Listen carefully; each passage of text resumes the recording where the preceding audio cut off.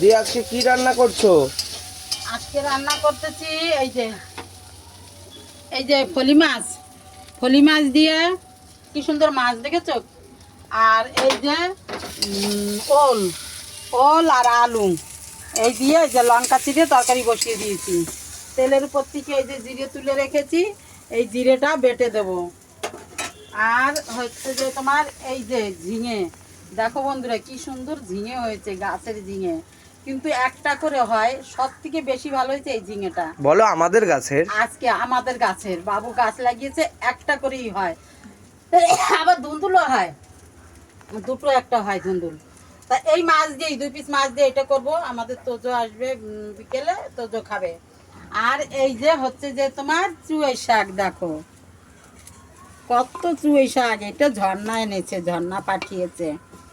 আর বাবু বলেছিল একটু চিংড়ি মাছ দিয়ে করতে, ও মাছ ছাড়া খাবে না বন্ধুরা।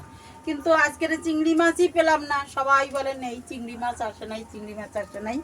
এমনি সর্ষে শুকনো লঙ্কা ফোড়ন দিয়ে এমনি রান্না করবো নুন হলুদ দিয়ে। ঠিক আছে বন্ধুরা, টাটা।